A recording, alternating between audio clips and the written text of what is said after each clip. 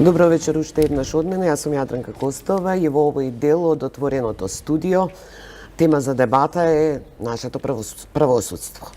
Без малку 3 децении сите власти го реформираат и што повеќе го реформираат, тоа е се понереформирано, затоа што во сите извештаи од Брисел тоа е секогаш на тапет со големи слабости. Извештајот на Прибе одлично ги детектира тие состојби, а и кај граѓаните правосудството ужива и најниска доверба.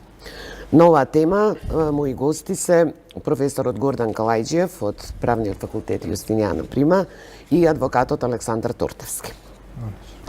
Јас во најавата на темата ставив каде е проблемот. Лошите закони, политички елити кои немаат волја баш да го реформираат како што треба, или пак квалитетот на луѓето во правосудството, луѓе нели со сомнителен интегритет и слично. Сакам, Калајџиев, со вас да почнам, бидејќи сте од Правниот факултет. Нема влада во која немало по 2-3 професори од Правниот факултет и министри за правда од Правниот факултет. Како при толку професори правници ние не направивме правна држава солидна и да имаме да царува правдата, а не селективната правда?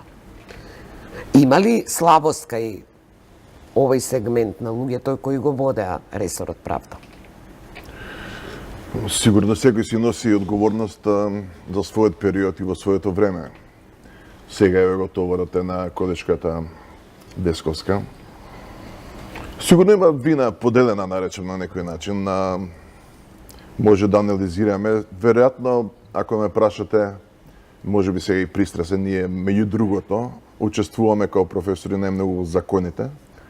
Да, и да не се министри во експертските групи подготвувате закони. Дека има доволно аргументи да кажеме дека не е проблемот сигурно во законите. Законите не се подобри од практиката и тоа мање више го знаеме. Сигурно не е ни толку едноставно. Ако биле па и законите толку добри и практиката можеби ќе ја подбутнале во права насока. И па каде лежи сигурно дефектот? Сигурно некоја вина има и во политичките елити, сигурно вина има и во општата култура, ја би рекол, кај населението. Јас сум убеден во тоа дека културата за правна држава и владење на правото не се гради преку ноќ и ние можеби и сме избрзувале со многу закони кои што оделе пред општата и политичката па и правната култура на политичките партии, на населението, ако сакате и на правните структури.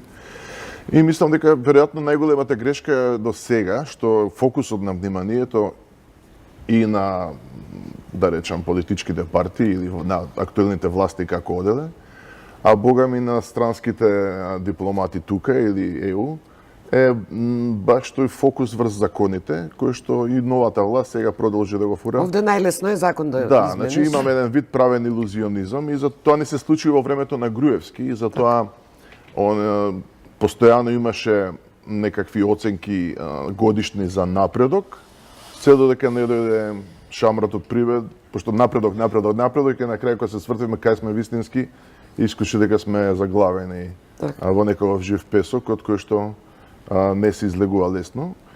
И мислам дека тука, веројатно, кога ќе поминат сите овие тешки политички приказни, треба некаков нов старт, во смисла на тоа дека само со нови и унапредување на закони не може да излеземе од оваа ситуација. Дали рецептот е во некакви порадикални пресврти или промени на секој план? Па, искрено да ви кажам, значи, има различни мислења во литературата, дури има и многу црни, да речам, оценки и прогнози дека ниту една реформа од Втората светска војна навака во Европа судска не е успешна. Реформите што ни се нудат нас на овие земји во традиција се базираат на еден модел кој што кај нас не успеа. Значи, немаме демократска традиција, парламентарна. Веројатно тука има дел од причините, значи ние се базиравме на еден модел на некаква судска самоуправа со силен судски совет, кој што во Македонија, Бугарија и други држави, иако многу ветуваше и веројатно во некои услови би дал резултати, кај нас доживеа фијаско, меѓутоа ние немавме ни време, нити ни дозволи Брисел да го менуваме тој модел. Ја мислам дека моделот кој што е веќе метастазиран и каде што луѓето се навикнати на еден начин на однесување и самите суди и политичките партии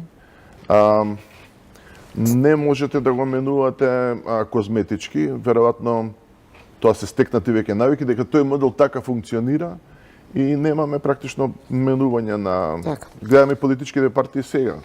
Однапред се знае на новите позиции повторно се доаѓа по политичка линија, па се доаѓа со некаков распоред однапред, што се знае веќе многу наназад. Во Македонија имаме комплексно решавање на проблемот со една формула што не е кој знае колку успешна во однос на еднаквата застапеност, која што е многу фер во однос на односи меѓу заедниците, но има проблем со квалитетот кога ќе ја примениме во суството, особено кога тие што ги нудат кандидатите се политичките партии. И тука настанува еден крш, би рекол, во системот. Туртевски, ја застапуваш и ти тезата за поделена одговорност, зошто судството е нова дереџа, правосудството? Апсолутно. Лесно е постојано да се критикува и да се префрла вината на некој друг, меѓутоа веројатно дека сите носиме, имаме по еден дел од одговорноста, почнувајќи од процесот на образование. Значи, ние дури судството го урнисуваме кога ќе почнеме да молиме за оценка во осмолетка, па во средно училиште, па за испит. Значи, јас за себе можам да кажам дека во животот не сум го направил тоа, никогаш не сум оргирал за ниеден студент за ученик, меѓутоа еве се ставам и себе си како дел од тој систем. Замислете, еве да ве прашам, што мислите каков судија ќе биде студент што платил за испит? А тоа, за жал, е јавна тајна и сите го знаеме, и јас ги знам професори што наплатувале за положен испит. Направен факултет. И исто така со врски постојано, значи имаше студенти кои што ги фаќаа професорите на кондиција. Сега јас сум особено горд на професорот Марјановиќ, што дури имавме и политичка партија едно време заедно, што неговиот рекорд од 27 буткања на еден студент, не знам дали уште фигурира на правен факултет. Значи, тој човек знаеше да му каже на студент, тебе не те бива за право. Не знаеш да разликуваш битно од небитно, не можеш утре да бидеш судија. Денес има 20 кусур правни факултети во државава. Значи, тоа дополнително. Значи, секојаш што мига, значи, сега се извинувам до Гордан, меѓутоа, значи, му е равен нему, со докторска титула и он се декларира дека е професор. А и доктори на науки имаме. Доктори на науки е еден вагон. Толку е тоа девалвирано што навистина, значи едно време јас имав амбиции за некаква дури академска кариера, меѓутоа тоа толку се девалвираше што би ми било срам дури сега, значи или пред 20 на години да докторирам, затоа што ќе беше дека е купена дипломата. Но да дојдеме до начинот на избор на судиите. На почетокот 90-тите ги избираше собранието. Само формално. Значи, само формално. Јас бев дел од тој систем, бев стручен соработник во окружен суд и знам точно како функционираше. Значи, судии на Врховен суд си бираше Врховен суд де факто од неговото апелационо подрачје. Значи, најдобро ги знае судиите, значи од апелационите подрачја. Апелациониот суд се избираше од неговото апелационо подрачје. Значи, и се знаеше кој судија по квалитетот е наред. Тоа беше во комунизмот. Говорам во плурализмот. Значи, во плурализмот веќе ние направивме првиот проблем, што се поделивме партиски. Квалитетот го поделивме или неквалитетот го поделивме на 3-4 структури.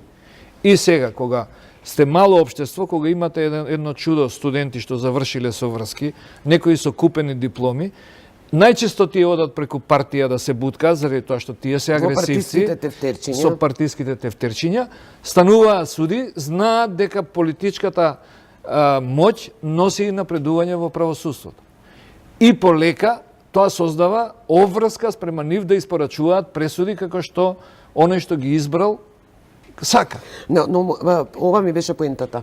90-тите во плурализмот, преку Комисијата за избор и именување предлагаше на собранието, нели беше еден генерален реизбор, Но, кога се донесе новиот модел за избор на судии преку судски совет, прво беа професори независни слично, но потоа се сметаше дека ако во судскиот совет мнозинството си го избираат, членовите ги избираат самите судии, дека тоа е веќе врв. И ние што добивме? Ништо не добивме, затоа што однапред се знае, иако се избрани од својата пела, кој ќе биде избран. Имате судии на основен суд, членови на Републички судски совет, што треба да избираат судија на Врховен суд. Тоа е глупост. Значи, не може некој што до вчера му оценувал неговата работа, денес да биде оценуван од тој судија. Значи, тоа е прво глупост. Најдоброто решение беше во комунизмот. Врховен суд, меѓутоа сега ние треба хипотетички да поставиме добар Врховен суд, што е многу тешко, со оглед на нашиот капацитет. Еден многу добар, најдобар Врховен суд да почне да си ги бира подосна судиите своји, па апелационите да ги направиме, па апелационите, значи најдобро они знаат кој е квалитетен. Меѓутоа, таму на општа седница практично се даваше подршка на одреден судија дека треба да биде избран. И немаше поделба на партиски. Коледжиев, овој модел во кој во судскиот совет или совет на обвинители, нели, сепак доминираат и луѓето избрани од својата фела, од судството или од обвинителството, не донесе неизвестност некаква при избор на суди или обвинители. Јас секогаш однапред се знаеше како ќе се гласа, а тоа беа партиските центри очигледно диригираат без оглед како ги бирате членовите на овие совети. Тоа е уствари она што ја го зачнав, дека овој модел на судско самоуправување кој што дава многу моќ се уште и на политичките партии озможува полесно да имаат влијание врз една мала група која што работи релативно нетранспарентно. Тоа го знаевме уште кога се носеа овие промени, на примерот на Бугарија, дека има можности да се злоупотреби овој систем и кај нас буквално тоа се случи и ние имавме така едно лекомислено верување дека тој тип на судско самоуправување ќе донесе квалитет, меѓутоа остана влијанието на политичките партии. Имаме и нов проблем, условно речено, премногу се изборот е практично оставен на Судската академија. Тоа е исто објективен еден модел за кој што странците многу се залагаат, а немаме да речем показатели дека тој сам по себе нуди квалитет. Така што го имате овој влезот практично преку академија, а после унапредувањето е воглавном по договор со политичките структури, па и ова со етнички аспекти. Значи, ова функционирањето на академијата сметате дека не даде очекувани резултати, дека не, академијата сама по себе како начин на образование е добра, иако некој па сметаа дека е проблем што учат заедно судиите и обвинителите, бидејќи нив никако да ги раздвоиме. Они, впрочем, освен во Скопје и во другите помали градови се уште и во иста зграда и премногу се, да речам, блиски. Затоа адвокатите се третираат како некое туѓо дело. Они им завидуваат на адвокатите дека многу заработуваат. Да. Меѓутоа се случува ние да чекаме на минус 20 надвор, обвинителот си влегува и со судијата се договараат каква ќе им биде одлуката, а ние стоиме на минус 20 надвор. Иначе ова со малку ќе се вратам на прашањето за образованието, мене бидејќи ме тангира, носиме некој одговорност за тоа. Мислам дека малку и не е ни тоа точно дека се купуваат дипломи или дека тоа некаков пазар, не во смисла на толку на коруптивно, ја би рекол. Може би самиот систем мора да го провериме, бидејќи има премногу правни факултети. Дали таа конкуренција направи го сруши квалитетот? Го сруши квалитетот. Јас сум кажал во други прилики, бидејќи кај нас прво, мислам, има премногу високи школи, не само правни факултети, кои што во моментов не знам точно колку се, можеби околу 30, можеби нешто помалку. Се уште не се некаква регулирана професија, како што се, например, во Хрватска останаа со 4 државни и никој друг не може да даде диплома. Но Пад на квалитетот со тоа што многу се запишуваат и на други студии, порано беше фокусот нели правен, медицина, економски, што ја знам беа помалку во главно на државниот. Со самиот факт се упишуваа прво добри ученици, одлични. Ние примавме само одлични. Сега примаме кој да се запише.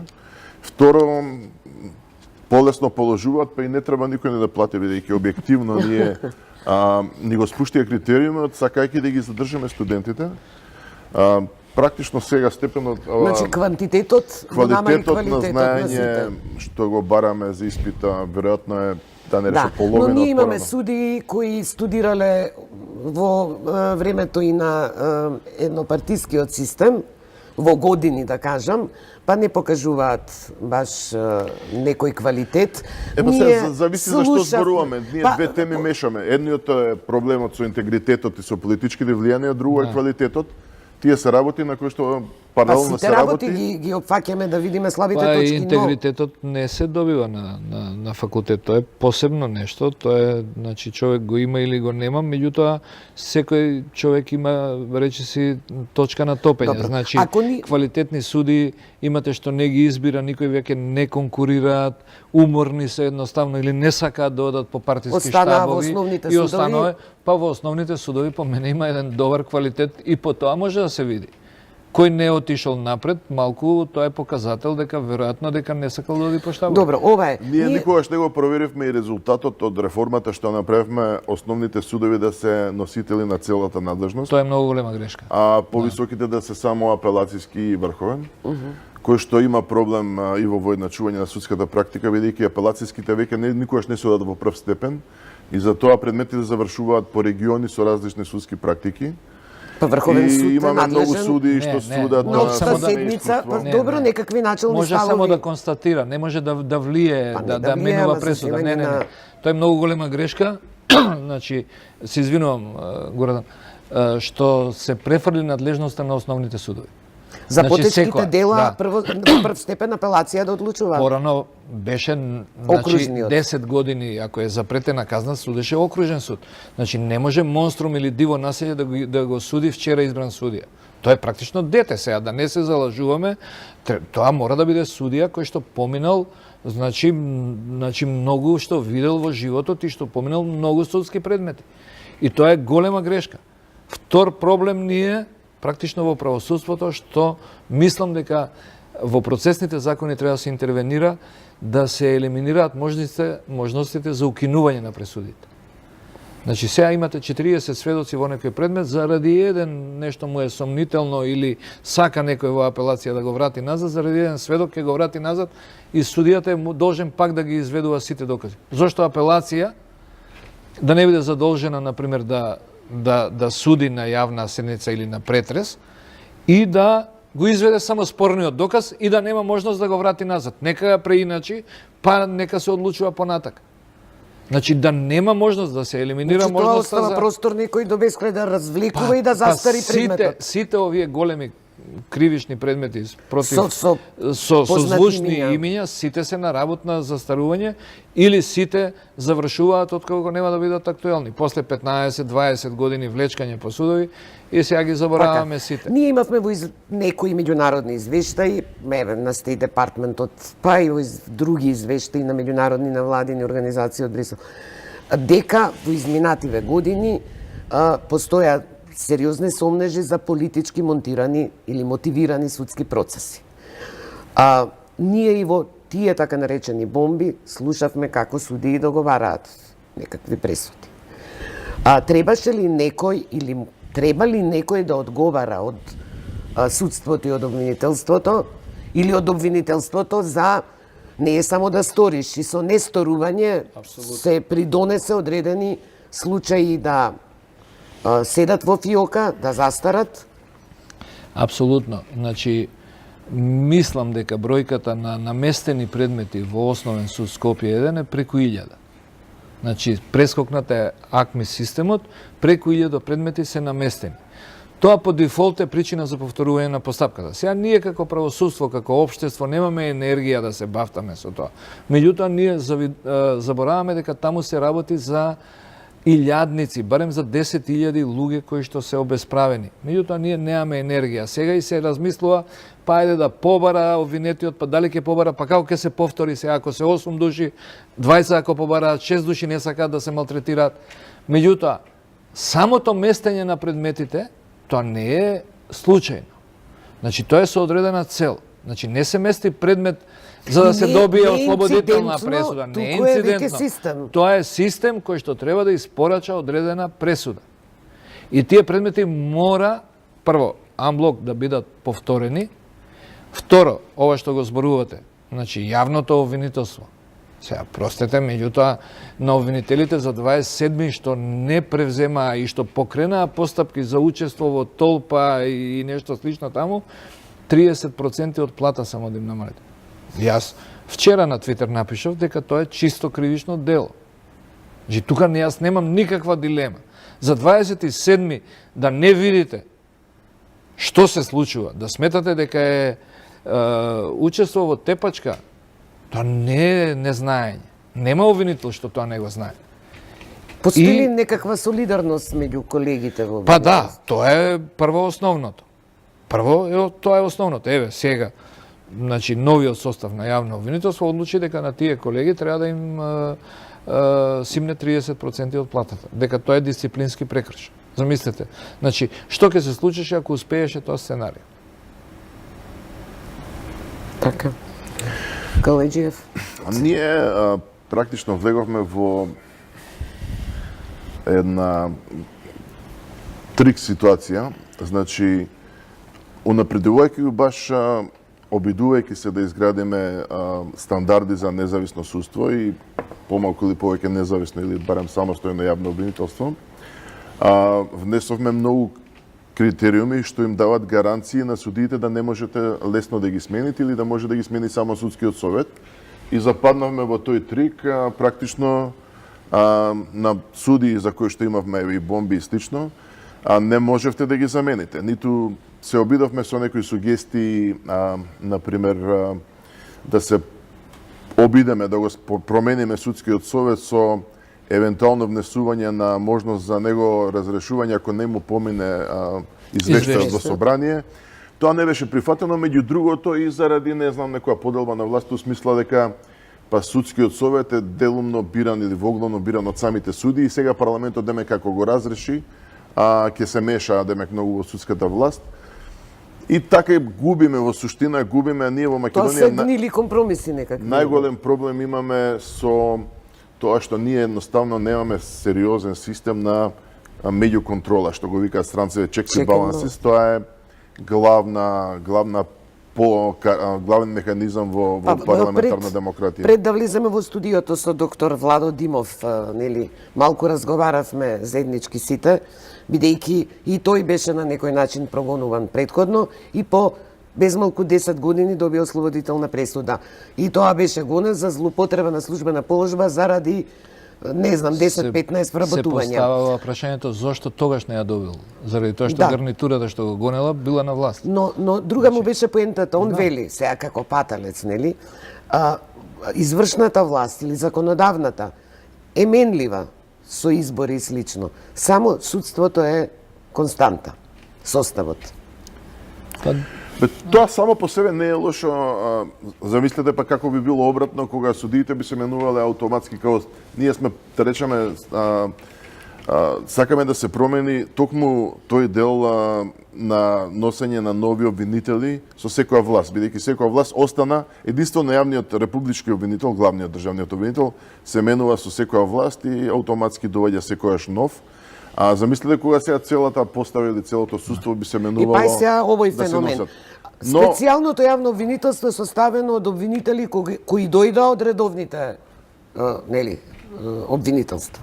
Зошто тоа функционираше наспроти она која го предводеше Марко Зврлевски или сега еве актуелниот Љубомир.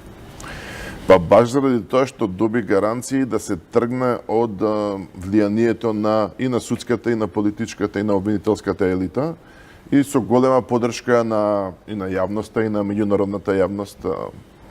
Тортевски, каде го гледаш ти дефектот тука и зошто СЈО ја врати надежта кај граѓаните дека може да функционира.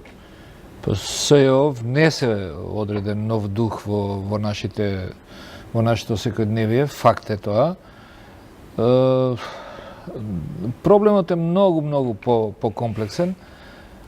Мојот впечаток е дека и СЕО почнува да лута сега. Значи, некако се уште не сме подготвени да ги критички да ги наблюдуваме и нив, меѓутоа ми се чини дека сега во овие односи и тие почнаа да лутаат загрозени од тоа дека можат да го изгубат статусот. Меѓутоа, јас сметам дека законот е сосема јасен и дека роковите се таму точно определени. И, впрочем, нас ни треба сериозно и добро јавно обвинителство.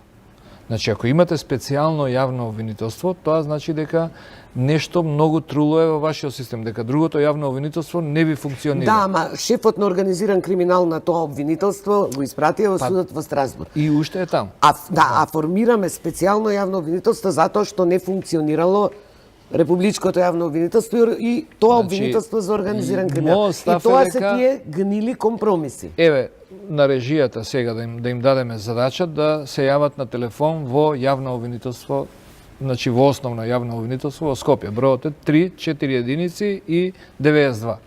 Еве, нека пробаат сега, нека се јават. Телефонот не работи во основно јавно обвинителство. Сега тачење се не вика. Не, тоа е 4-5 години или 6 години. Не можете да го добиете на телефон органот кој што е надлежен за гонење на кривични дела. Немате на кого да му се јавите. Они немаат тонер, немаат хартии. Значи, цело јавно обвинителство во Македонија има буџет 5.200.000 евра. Сите јавни обвинителства вкупно, а СЕО има 4 милиони. Значи, наместо сега ние да речеме дека ќе го изградуваме добро јавното обвинителство, искуствата што дадува многу добри резултати од СЕО да ги префрлиме во јавното обвинителство, значи независни истражители под налог на јавниот обвинител, денес оди таму, испитај, најди, донеси, врати, доставувач веднаш да му испорача да доказите да се земат. Значи, другото јавно обвинителство е оставено да животари. Тоа е на ниво на една селска амбуланта. Мислам, не зборувам за кадарот. Има таму добар кадар. Меѓутоа, материјално, технички, опременост, оно зависи од полиција. Полиција што ќе му даде, он ќе даде таков. Ама ние не гледаме дека кренаа глас, дека тоа вака јавно, транспарентно, одлучно го бараат. Или за да се нафатиш на таа функција, тоа е орган да кој што поставиш услов дека бараш некоја или некакви услови. Тоа е орган кој што се уште функционира под некаква хиерархија. Значи, тој е еден од ретките значи, органи кои што има цврста хиерархија. Така што мене ме чуди како понатака ние како општество сакаме да одиме напред без солидно опремено јавно обвинителство. Морате тоа да го средите прво. Којџиев, даде ли некакви ефекти промената на кормилото на јавното обвинителство? Па јас се обидував и со обвинителот која дојде да го убедам дека е многу важно ова што беше запоставено од претходниот систем.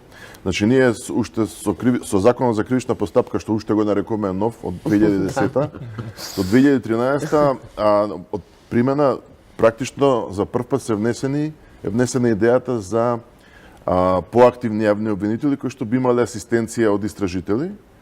И тој концепт практично МВР не го допушти, бидејќи од една страна на Министерството му одговараше да има, да речем, моќ врз истрагите. Ние, искрено да кажам, долго време се бавите и вие као новинари со фокусот врз судиите. Да ви кажам дека тоа е во суштина погрешно, бидејќи најголем судството се бави само со некој врв од криминалот што е излечен од морето криминал. Фокусот на обвинителството треба. Обвинителство одлучува кој ќе биде клиент во судот. Односот обвинителство полиција. Значи, моќта на тоа кој ќе биде излечен и кој ќе биде гонет би требала да биде одлуката по уставот во обвинителството, меѓутоа обвинителството бидејќи нема развиени сопствени капацитети, моќта е се уште во Министерството за внатрешни работи, кое што па е многу поблиско или многу зависно директно од извршната власт или дел од извршната власт. Ако гледате по статистики, од прилика, околу повеќе од 60% од пријавени кривични дела, не зборам за криминал кој што е класична темна бројка во смисла дека не се пријавени, односно, не знам, случаи кои што не дошле до државните органи. Зборам за пријавени кривични дела, повеќе од 60% не се процесирани против сторителите. Дали полицијата не ги нашла, дали некаде ги гони и слично, обвинителството многу и не се замараше, ниту се уште се замара, во смисла дека алатките што му ги дадавме со закон да ги искористи, да ги примени по италијанскиот модел беше замислено, да имаме ова што го кажав и преска, некаква меѓуконтрола и чекс и баланс меѓу обвинителството и полицијата. Тоа полека се предвижуваше, среќа имавме ние на некој начин. Немавме многу шанси да ги убедиме ниту обвинителите да го прифатат овој концепт, ниту полицијата сакаше да ја пушти таа моќ. И практично најголем дел од одлуките за тоа кој ќе се гони не се во судовите, туку се кај полицијата, една маса на случаи на криминал и слично. Но нема некој отпор од јавност или притисок за дека мора да се менуваат некакви практики. Точно, да, јавноста е на судот. Перцепцијата кај јавноста во главном се гради, иако се гради по неколку основи, од личните искуства, например, кога имате лично искуство дека ви украле велосипед и ништо не е најден или не, вие градите тоа искуство, или од комшиите провален стан не е најдено и слично, имате еден однос за тоа како функционира системот. За жал, тоа нема клучно влијание, најголем дел од луѓето го ценат системот преку еден мал број на овие политички процеси. Тука имаме нескривена слика за тоа како функционира системот, за тоа и главната вина е фрлена врз судиите, кои што и малку влијаат врз исходот на системот. Ако гледате вие статистички, тој што ќе го пријави полиција до обвинителство, и обвинителство во огромен дел од проценти го процесуира понатаму, во главном завршуваат со осуди. Значи повеќе од 90%. Практично судството не прави никаков битен филтер меѓу обвинетите и ова. А адвокатите се загреота бидејќи они имаат треба да наплатат, а имаат најмала моќ да го сменат исходот. Значи они имаат можност да ве можеби за полесна казна да ве убедат. Интересно е дека обвиненијата за функционери високи државни додека се тие на власт, нели тоа некако не мрднува од место, кога ќе се смени власта, како бивши веќе се клиенти, нели, на обвинителството и судот. А исти е составот. Како мислите исти е составот? Во судството и во обвинителството. Не е исти. Секоја власт успева да излече во судската елита да, свој луѓе. Да, но ние имавме, кога беа случаите на специјалното јавно обвинителство. Тоа ви го зборуваше Гордан. Една реакција. Значи, тоа е, полицијата не ги гони актуелните политичари и функционери. Ниту обвинителство. Ама еве специјалното, ја говорам за специјалното обвинителство кај што беа обвинети бившите функционери од ВМРО-ДПМН, а уште беа и на власт. Специјалното обвинителство функционираше во посебни услови кога и на луѓето им прекипи на странските амбасади и не е добра илустрација за целото судство. Тоа сакам да кажам. Да. Тоа беше адхок, една вонредна ситуација и али ова што го кажам за ова, они не сакајки ги развијат тие капацитети. Процесите веќе имаат пинаков однос. Дали е таа стравопочит кон луѓето од политичката, од извршната власт? Може ли обвинителство, верувате ли дека обвинителството би покренало постапка против било кој од владата сега, министер или висок функционер? Па имавме една изјава на премиерот дека двајца високи функционери дека се под истрага. Говорам, тоа е тестот колку обвинителството доколку има индиции да покрене постапка. Идејата што ја пласираше ВМРО и ја ретко ги бранам, ама апропо овие решенија, морам да признам дека идејата не е лоша. Во која смисла, која идеја? Да биде републичкиот обвинител, државниот главниот обвинител, да биде предлаган од опозиција. Па тоа СДСМ го И нудеше. дури, па добро да Добро, го ама прифатат сега бидејќи се откажа, Јас сам- дури нудат сега со одложено дејство. Например, еве нека биде за 2 години, оти демек за 2 години не се знае никој ќе биде власт, така? Калџиев, Тоа јас би било добро приказано. пред 10-15 години сметав дека е подобро опозицијата да го предлага, но И кога јас ќе- исто сметав, но кога меѓутоа ќе видите замислете што сега, предлагаат тие партии како... еве сега горе да на кого стават Зврлевски. Тоа сакам да го кажам. Значи, еве, ај хипотетички. Што ќе се случи? Дека сите обвинители што беа предлагани од партиите на власт беа во служба на таа власт. Тоа е Што му втор отидете- проблем што му отидете во штаб? што нашето општество премногу зависи од политичките партии, а тие останаа непроменети. Они де факто функционираат болшевички, ја би рекол. Стега вакат Една кунст, политичка добро. елита која што има една реторика до неја на власт, која ќе дојде, секојаш има дневно политички интерес да влијаат врз судството и тоа не се променува па да се Еве, убијат. вие не поминавте за специјален јавен обвинител, кај што треба партиите да се согласат. Низович. И Тортевски за јавен обвинител. Затоа што Веројатно сте... треба некоја клима, во смисла, јас сум убеден дека позиции од типот на министар за внатрешни работи, председател на Врховен суд, главен државен обвинител, Странци. мора да бидат луѓе кои што би имале некоја поширока поддршка. Па дури, не знам, може би и консензус, и затоа мислам дека не на овој начин како што е сопржено директно политичките партии да играат вулгарна улога во изборот, тоа не сум баш, не ми е многу симпатично, но некаков консензус за овие прашања треба да е прашање, не знам, на некаков джентлменски договор и политичка култура, кој мислам дека странските амбасади пред се американската би можела да го наметне, како што наметна и за специјално Пржино. Тоа не беше домашна идеја, ја наметна, предпоставам американците, не беше воопшто во игра и нас не изненади и се покажа како интересно и во дадената ситуација, како практично единствена можда и практично релативно успешна. Сега добро, ние Тортевски има идеја за странци. Во која смисла, некаков борд? Видете, ако го споредиме квалитетот на правосудството од 90-та година до денеска, е катастрофално полош. Тоа е факт. Значи, ако Кршко нуклеарната централа ни оставеа нас, значи, ако случајно бевме во ситуација да донесат одлука дека треба да биде во Македонија, ние денеска ќе требаше да увеземе стручњаци за да ја управуваат, заради тоа што не можеме да создадеме кадар. Се покажа дека нивото на правосудството ние го урнисавме од 90-та година наака. Тоа е впрочем и темата на оваа емисија. И сега ако ние немаме сила веќе да вратиме назад, бидејќи комплетна ерозија има на системот и на човечки материјал, значи толку е уништен системот, јас тоа една компарација правам како, значи, кога се зборува за реформирање на правосудството, јас ги прашувам луѓето дали можете со тренинг од магаре да направите тркачки конј.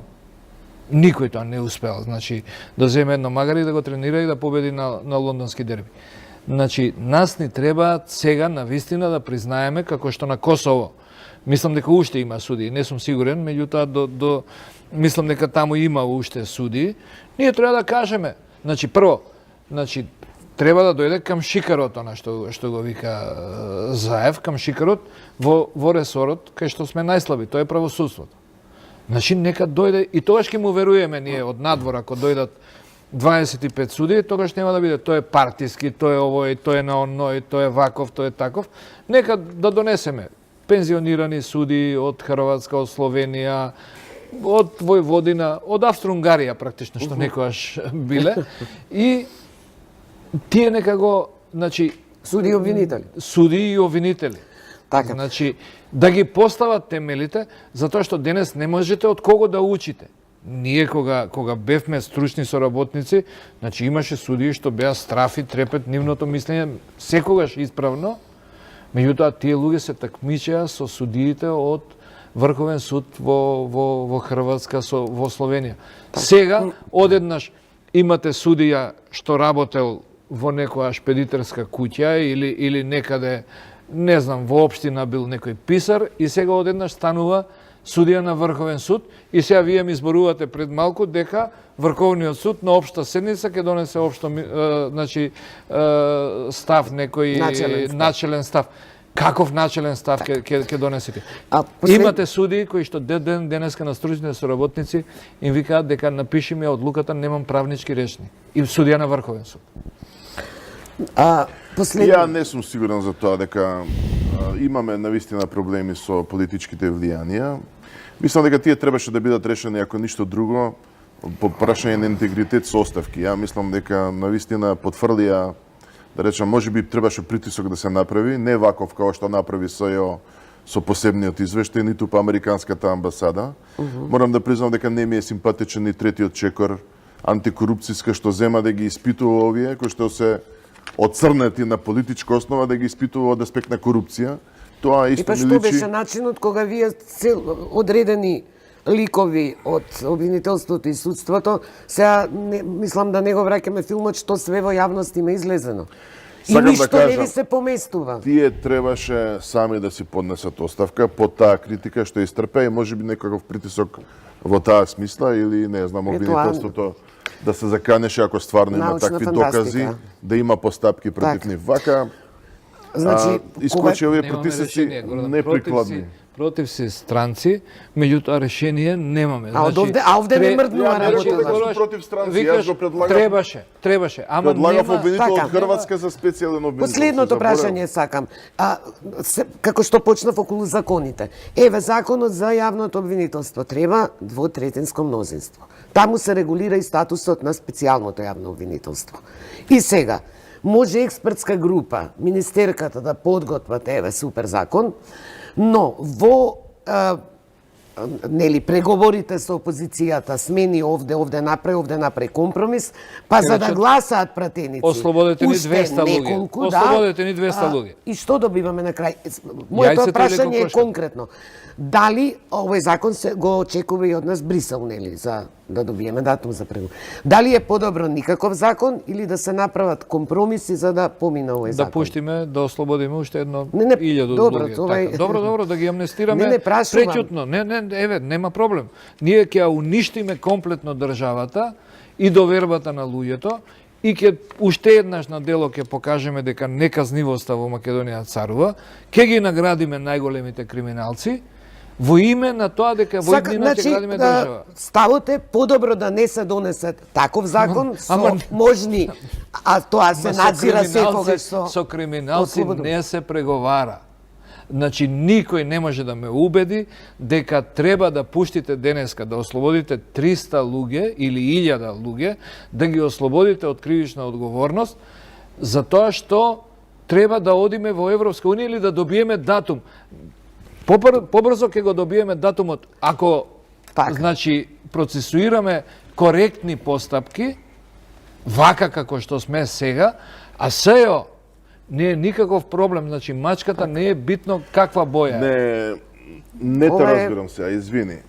Законот за јавно обвинителство не може никого ни да амнестира, ни да го осуди. Не, друга беше поентата на Торцевски, за да гласаат пратеници. За да гласаат, ке ти речат, дај ми гаранција дека овој судски процес нема да биде осуден. Да биде осуден. Такви гаранции се бараат. Најотворено ќе ви кажам, овие прашања што се сега спорни,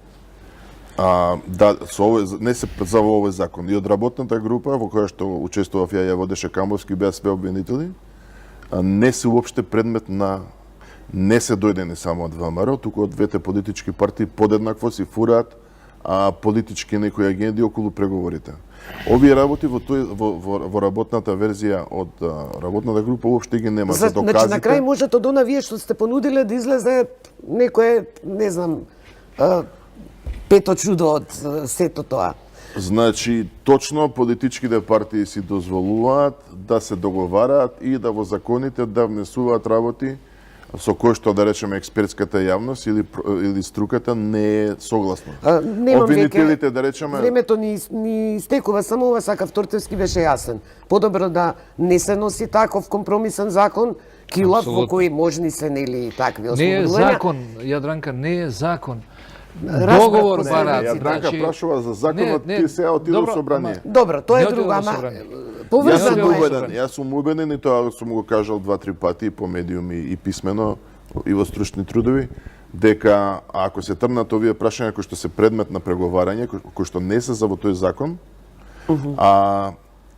до компромис и до продолжување на судбината на СЈО ќе дојде секако и ќе се решат неколку многу битни прашања, а дека ќе се зариба напротив веројатно ако не се дојде до компромис, бидејќи ќе има многу голем проблем воопшто за реизбор на КТЦ Јанева во септември и тоа ќе ги нема да ги доведе во прашање само спорните истраги по рокот 18, ќе ги доведе во прашање и другите нормални, уредно водените постапки. А дури и овие што се после отворени после 18 месеци, не може тој закон да ги реши. Значи, тие се решаваат постапките дали се водат или не и кои докази ќе се користат се уредени во закон за кривична постапка. Така, ви благодарам што бевте гости во отвореното студио. Ке имаме, предпоставувам, и наредниот период, месеци и години, нистава тема да говориме, да веруваме дека ќе се подобрува нешто, а ако не се подобрува, повторно да бараме решение или рецепти за тоа. Ви благодарам за вниманието. Следува емисијата од спортот. Пријатно.